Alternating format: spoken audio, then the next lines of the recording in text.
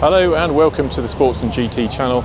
This morning I am at Bicester Heritage. In fact, I'm here all day for the Scramble, the October Scramble 2024. I've been to quite a few of these now. I think I've filmed probably 4 of them, but I've been to almost all of them. I think I missed the very first one, but other than that I've been to them all. And it can get a bit samey. Sometimes you see the same cars again and again, but there's also some different things around. So today I'm going to focus on what's different about the Scramble this time. What are the different cars that I can see, different exhibitors, and just see what the day brings. Okay, if we are looking for something different, then how about this? This is the Callum, so Ian Callum Designs, Callum Sky. It's a prototype. My understanding it's an electric kind of beach buggy for the modern day. That's how they're kind of suggesting it. Having a quick chat to one of the guys there, it's not like there's a definite need for this or definite customer demand, but I guess if you're in Callum and you've got your own company now, you've no longer got the shackles of Jaguar Land Rover on top of you. You can design what you want. But yeah, that'd be interesting fun drive. Something else a bit different, Jaguar XJC sports car. Broad speed.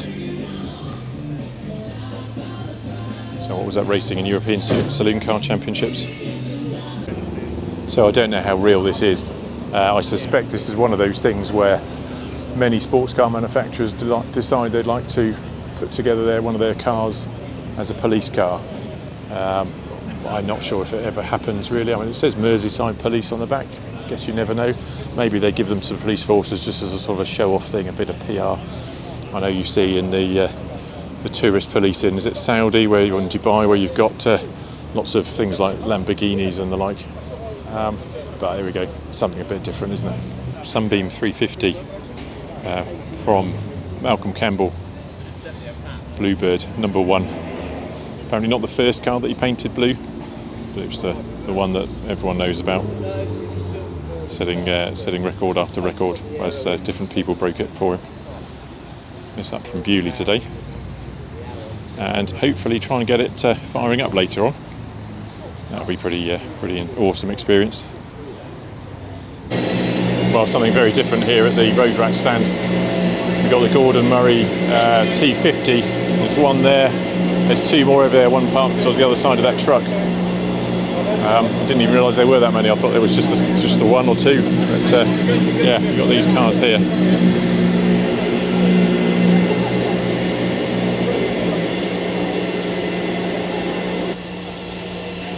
Yeah, so these 2 pre-series prototype, pre-series 2 and 4. Okay, so that suggests there's at least 2 others, 1 and 3. And then you've got the production road-going T50 here. Possibly even a customer car, is it? I wonder.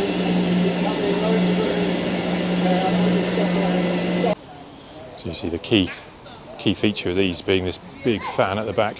So you combine that with that big diffuser, big deep diffuser, just sucks the car onto the road. Amazing grip. That's a nice colour, isn't it?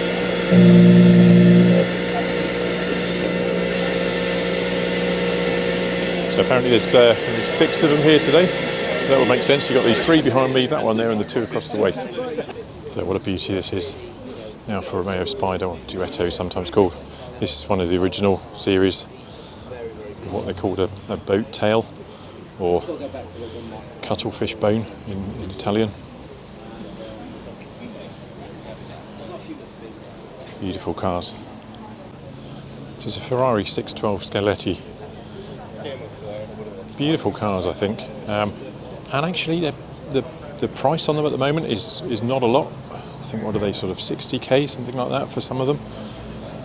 They're a little bit colour conscious. I think if you get them in some colours they don't quite sit right, but this blue looks fantastic.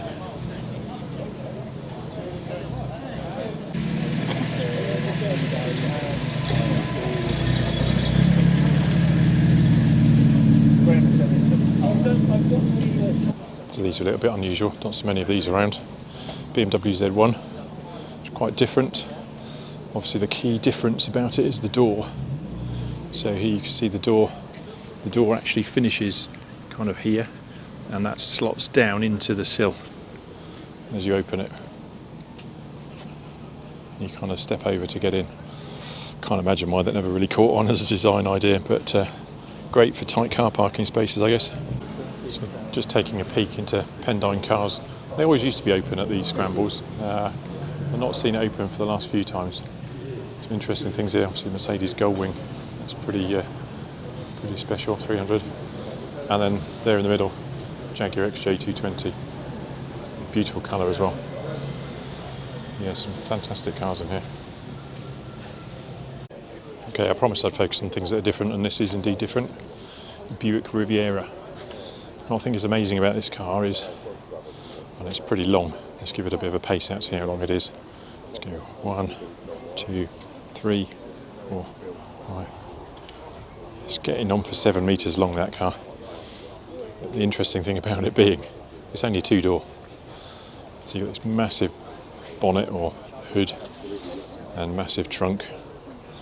But you've still got quite a little room inside, but yeah, only 2 doors. Now I'm not sure if I've seen a Rolls-Royce Cullinan up close. Possibly not. But now that I'm here, you just get a sense of how big it is. It's just enormous. I mean, kind of think large Range Rover, but then add a bit. It's quite a large thing. I don't think you can get much more different than a one-off, as this appears to be. I think it's a Rover, so Rover 12. But it's been called a Revel Special because it was rebuilt by a garage called Revel's after a crash. So yeah, an interesting idea, interesting colour scheme. But you won't find another like that. Here's a little 2-car setup, a couple of Renaults. So Renault Spider and a Renault 5 Turbo, both pretty rare. Just following that idea of taking a kind of everyday hatchback and turning it into a monster. And just looking at this Spider, little Telltale sitting there on the windscreen. 2 pairs of ear defenders, which suggests it's rather a noisy ride, and possibly a wet one in today's weather. So everywhere you look, there's sort of interesting little tableaus of cars, because there's no particular rhyme or reason as to how some cars are arrayed and displayed. It's just however they've arrived, really, particularly in this kind of area where you've got all sorts of cars together. Just coming around to look at this Maserati 3200 GT. And it's unusual to see them in red, not that it doesn't work, but what I like most about these, and what most people like about these, is these boomerang tail lights that stand out much better if you've got either a black car or dark blue. Don't stand out so well in red. Still a nice thing though. It sounded pretty good coming in too, and looks like this is a manual, which is quite special. Not sure why they've taken it bumperless, but it's a BMW 2002. Certain look to it, and with no bumper up front. This is definitely something different. It's a little Triumph hill climb car. I don't know if it's, I guess it's a special, maybe rebodied from something else. It's still active in hill climbing. Just sort of, I don't know. I mean, I understand why they've got, why they have rope around the exhaust to sort of stop the heat from it getting to the passenger's arm or to the driver's arm. But why? I don't know. Why do they have this sort of, fantail on exhaust pipes?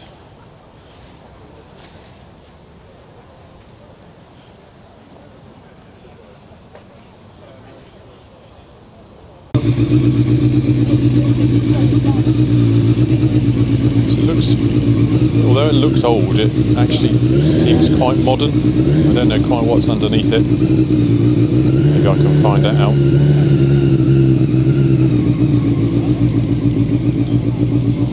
It's an Alfa Romeo 1600Z. I'm not entirely sure if I've seen one of these before. Possibly have. Z standing for Zagato.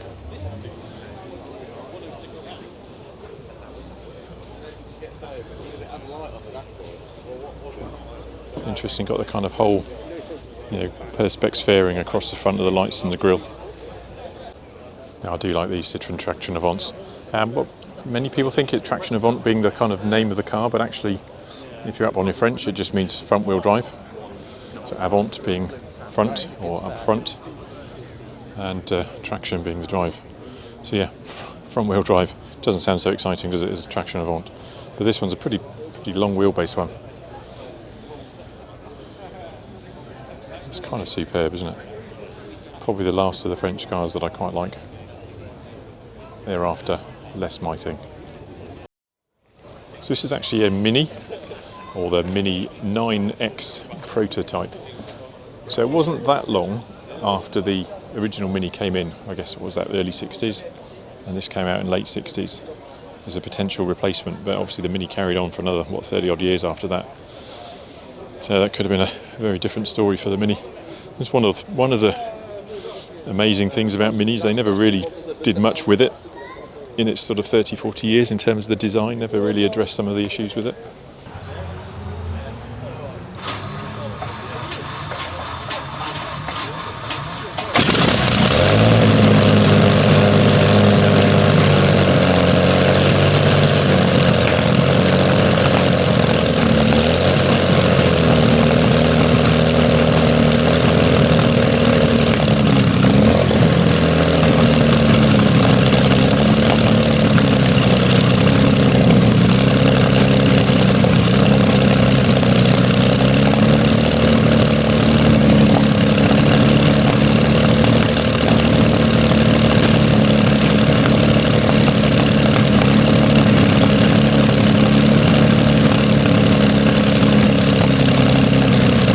Well, I don't know how much of that you actually heard because it's only on this this lapel mic here, but that was phenomenal noise, and yeah, a few hydrocarbons inhaled there as well.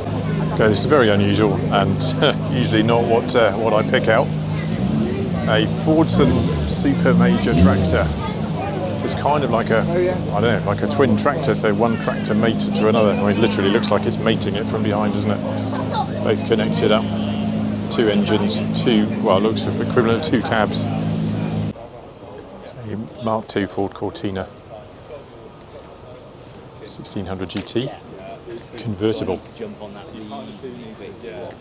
I'm guessing not a factory option. Oh, and you'll have a load. It's a Lamborghini Huracan. Don't see many of these around. Quite a neat thing, but typically forgotten about amongst all the other Lamborghinis. What are these? Early 70s, late 60s? It's a Lamborghini Espada. Okay, so similar vintage to the Huracan from earlier. But they are quite a big car. You come around here, just the sort of size of that. Again, two doors. I can't even fit it in the frame, it's that big. It's a 1968 Daimler Majestic Major. Isn't it majestic? Huge car, big kind of limousine style car. So what would that fetch? Well, that sold earlier this year for less than £14,000. All that car for less than £14,000. That is amazing.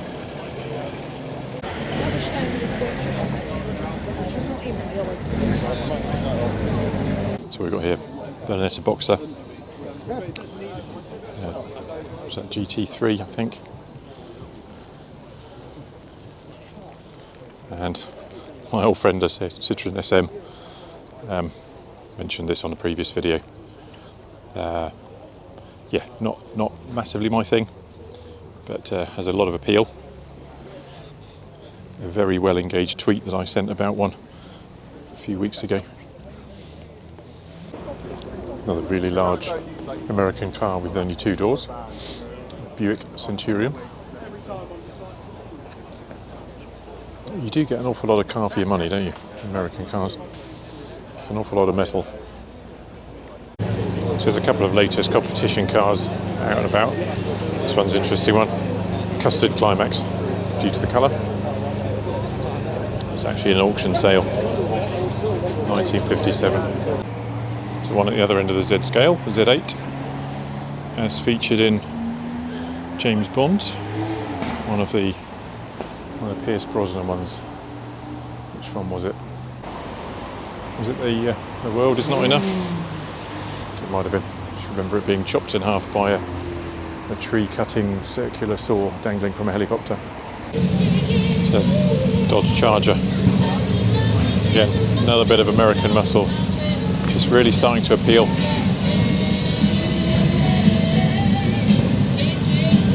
Can't help thinking, when, you know, as nice as this maroon colour is, can't help thinking that the black kind of look would be really good for this. This is Nissan Pajero Evo. It's a homologation special, isn't it? I think.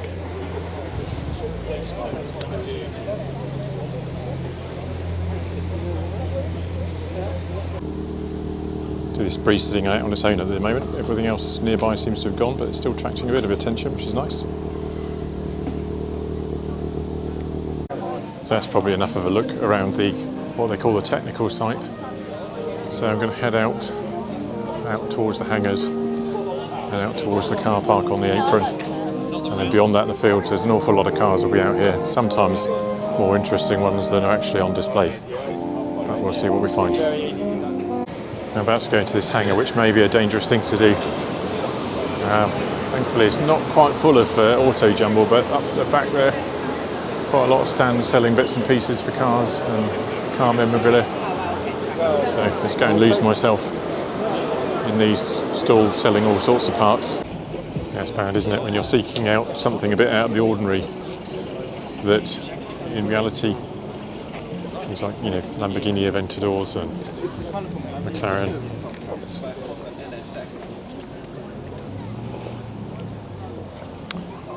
Yeah, McLaren 12C and even a Honda NSX aren't that unusual. I guess it's pretty unusual to see a Testarossa in yellow, but yeah, quite welcome. Sitting with a 355 behind it, also in yellow. And then it's obviously a green Porsche Club come out to play. Quite a nice little collection of cars down here that, you know, in some sense not unusual, but yeah, you don't see many of them around unless you're at a car show, in which case they're quite plentiful. So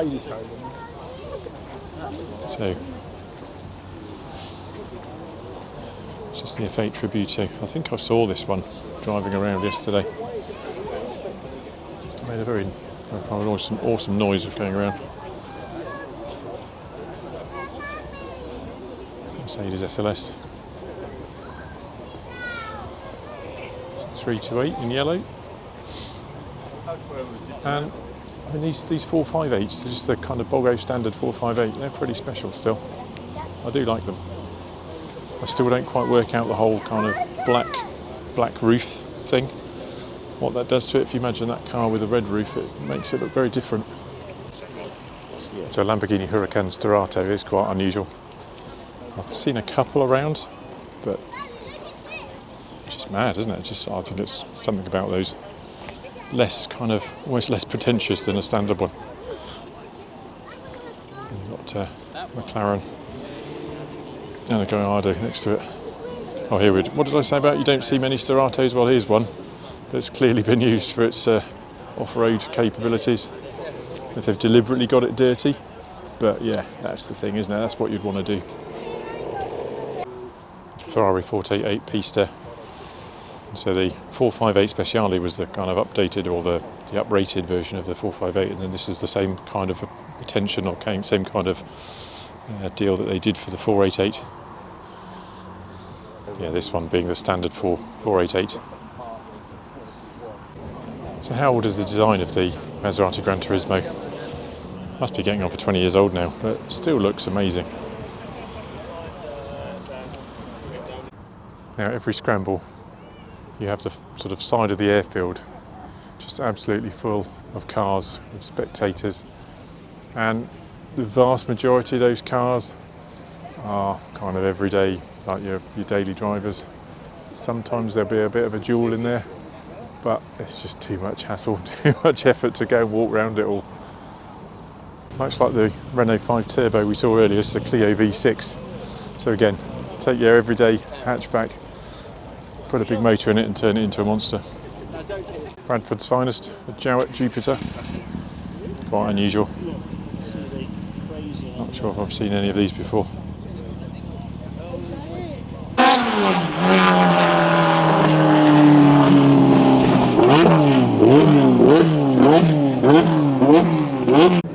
I don't know if it's an age thing, but I've started looking at the US muscle cars a bit differently now. This Dodge Challenger RT. Just thinking these, just thinking these, the Mustangs, that kind of thing. Just Corvettes. Old Escort making a lot of noise still. Another Corvette C3 Stingray. Lovely colour on this, it's beautiful paintwork. Of course, if I had my choice of muscle car, it'd probably be something like this. Aston Martin V8. It's the Vantage model. And Volante with a soft top. Beautiful. So I can't not pick out the S1 Esprit in Monaco white, and it's got the original upholstery as well. I'm assuming it's not the original, but redone in the exactly the right pattern. You can see through the window there, they're sort of dark green and sort of orange tartan, orange carpets. Superb. Really hard to do that because the patterns of the tartan, the way that they fold round the upholstery is just amazing. I think there's only one guy really that can do it properly. It was the son of the man who used to do it for Lotus. So it's a Ford Granada Coupe. It's been modified quite a bit. It's obviously got newer wheels, and it's all fitted out inside with racing seats and straps and the like. Quite a neat looking job they've done on it. So it's a Gilburn. Is this an Invader? It's kind of Welsh made car. Quite unusual. It's a nice looking thing as well. It's a left-hand drive one, this one, but I've seen some right-hand drives. Just lovely looking cars.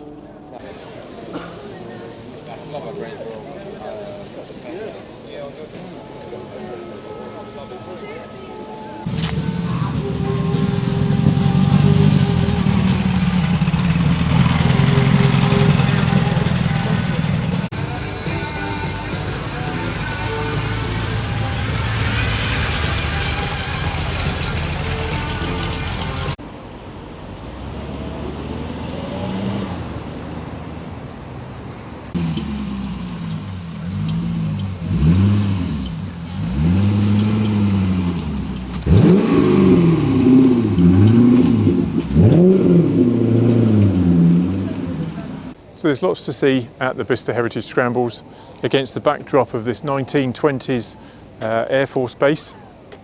A lot of the buildings now are listed, so they're not going to be able to do much with them, but they are managing to convert them in such a way that they retain the heritage and retain the usefulness of the buildings. Check out my other videos of the Bicester Scramble if you've not seen them before. They're all on my channel. I think there's probably 3 or 4 of them from other previous scrambles. So I think that'll pretty much bring things to an end here at Bicester Heritage for the October Scramble 2024. Tried to pick out things that are a little bit different, tried to pick out things that I've not seen before. It's actually quite challenging. If you've never been here before, it's a great place to come and a great show. You'll see lots and lots of things, but if you have been before, sometimes it can feel a little bit samey, sometimes it's the same kind of cars over and over. But yeah, if you look hard enough and be choiceful, you'll see some things that perhaps you haven't seen before. But a great day out. Thank you very much for watching. Please like this video, leave me a comment, and of course subscribe to the channel for more of the same kind of thing. Thanks very much for watching.